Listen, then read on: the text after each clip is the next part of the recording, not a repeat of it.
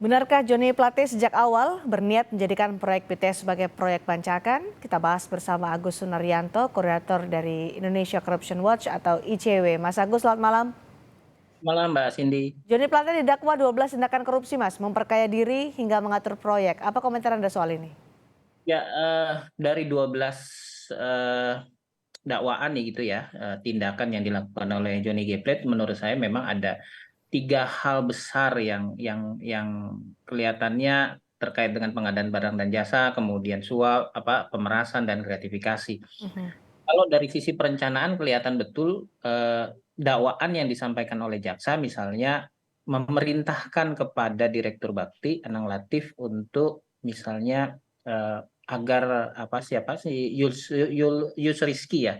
Yus Rizky ini sebagai direktur basis utama Prima itu untuk menjalankan subkontraktornya. Nah, itu kan kalau dari situ sebenarnya sudah ada upaya perintah dari menteri. Sebenarnya kan itu adalah domainnya Bakti gitu untuk melakukan itu. Tapi karena di atasnya Direktur Bakti adalah Kominfo gitu, menteri, otomatis mungkin Anang Latif terpaksa melakukan itu. Nah, itu adalah tindakan pertama yang menurut saya dari sisi perencanaan sudah ada niat untuk melakukan itu, dan itu sudah menurut jaksa ada tindakan yang seperti itu. Nah, yang kedua menurut saya adalah terkait dengan permintaan uang yang sebenarnya itu sudah ramai sebelum proses sidang terjadi, adanya Mhm. permintaan uang 500 juta gitu ya kepada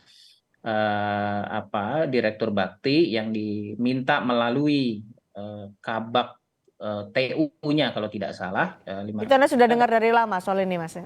Ya, itu sudah dengar lama itu Hmm. karena kami dan teman-teman klub jurnalis investigasi sebenarnya sudah melakukan proses itu dan sudah mulai bocor tuh informasi-informasi soal 500 juta itu. Nah, Mhm. memang akhirnya terbukti dimasukkan dalam dakwaan oleh JPU.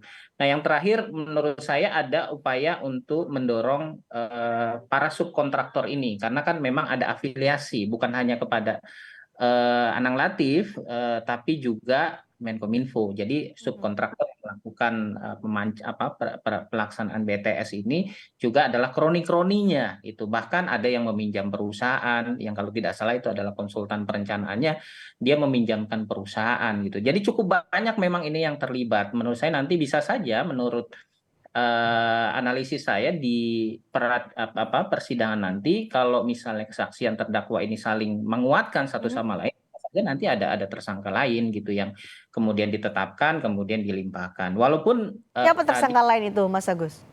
ya, menurut saya kan dari beberapa informasi yang beredar ya, misalnya kayak Yus Rizky ini kan cuma sebatas direktur dan Mhm. di beberapa media sosial itu sudah muncul tuh siapa pemiliknya, siapa pemegang saham utamanya. Jadi ini menurut saya masih menarik dan semoga saja apa yang dilakukan oleh Pak Joni gitu ya, misalnya dia melakukan pembelaan adalah membongkar sebenarnya bukan saya saja loh yang terlibat. Menurut saya bukan dia melakukan pembelaan diri. Ya mungkin saya terlibat dalam beberapa hal, tapi dia Oke. harus mengungkapkan sebenarnya siapa siapa saja yang lain yang terlibat. Menurut saya itu akan sangat Siapa menarik. mereka? Apakah lebih baik dari pihak swasta atau ada analisa lain dari Anda?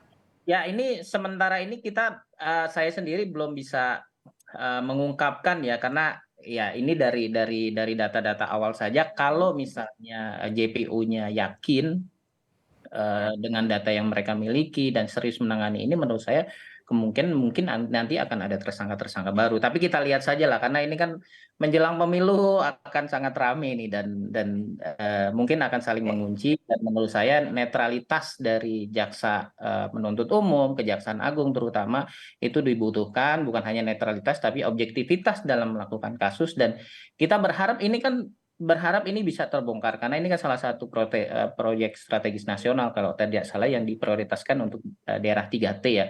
Jadi Oke. ini ada kepentingan rakyat yang luar biasa untuk Baik. saudara Mas saya. Agus, menurut Anda jadi yang berpotensi untuk menjadi tersangka lainnya adalah dari pihak swasta atau dari pihak lainnya?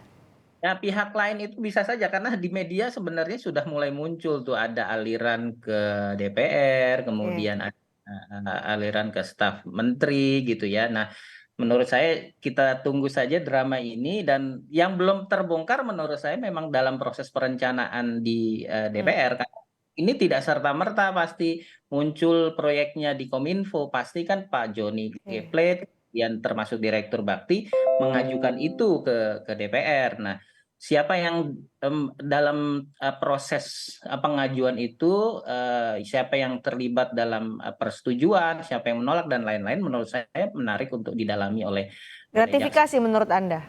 Ada potensi ke sana? Saya belum bisa menyatakan gratifikasi, apakah gratifikasi atau suap, tapi menurut saya lebih baik didalami dulu saja, dan Oke. kelihatannya kan dari pola-pola ini juga tidak Hmm, dilakukan pakai skema transaksi ya, mhm. transaksi keuangan, tapi lebih cash and carry. Oke. Jadi ini tantangan betul karena sulit sekali untuk menemukan informasi, bahkan bukti di atas kertas bahwa ini telah terjadi transaksi cash and carry gitu. Mhm, mhm. Mas Agus, dari dakwaan jaksa disebutkan sejak awal sudah ada niat dari Johnny G. Plate untuk menjadikan proyek BTS sebagai proyek bancakan. Tanggapan Anda soal ini? Betul demikian? Ya, kalau dari dakwaan kan kelihatan betul siapa saja yang terlibat ya. Mulai yang seperti saya bilang tadi di awal, dia memerintahkan kepada Direktur Bakti misalnya untuk menyerahkan uang, kemudian memerintahkan Direktur Bakti juga untuk memanfaatkan salah satu direktur sebagai pelaksana.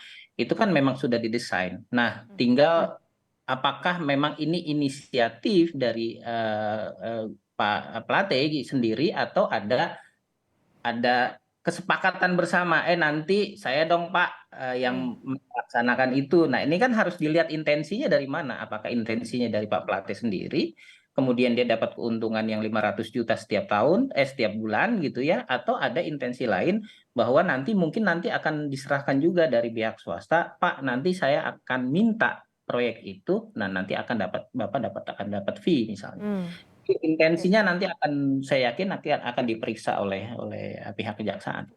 Soal atur-atur tender proyek ini hal baru di lembaga pemerintahan menurut Anda, Mas Agus? Menurut saya sih bukan hal yang baru ya, Hmm, karena walaupun sangat sayang sekali bahwa pemerintah memang berupaya terus-menerus untuk memperbaiki sistem tender kita dari ya. yang sifatnya konvensional menjadi elektronik, tapi pada prakteknya menurut saya ya orang-orang di pemerintahan sendiri yang kemudian menyiasati itu, jadi proses tender pada akhirnya hanya sifatnya formalistik aja gitu. Modusnya bagaimana sih sebenarnya, Mas, untuk mengatur tender proyek di lembaga pemerintahan ini? Ya idealnya kan sebenarnya pemerintah, Hmm, kementerian lembaga itu menyusun rencana umum pengadaan terlebih dahulu, kemudian diposting di sistem yang sudah ada gitu ya, e-procurement itu di LPSE, oke. kemudian masyarakat bisa bisa memantau gitu. Nah, idealnya seperti itu, tapi kan akhirnya sebelumnya itu sudah dilakukan pertemuan-pertemuan atau Oke. kesepakatan dan semua proyek yang di input dalam sistem itu sebenarnya ya sudah ada rekayasa, itu hanya formalistik aja gitu. Ini yang menurut saya sangat Ya. disayangkan. Baik, karena jaksa sudah menyatakan bahwa ini sebagai proyek bancakan, tadi Mas Agus Sunaryanto, koordinator ICW juga menyebut mungkin saja ada tersangka-tersangka lain yang terlibat dalam kasus ini. Terima kasih Mas Agus Sunaryanto, koordinator ICW sudah berbagi pandangan bersama kami di Sabda Indonesia Malam hari ini. Ya,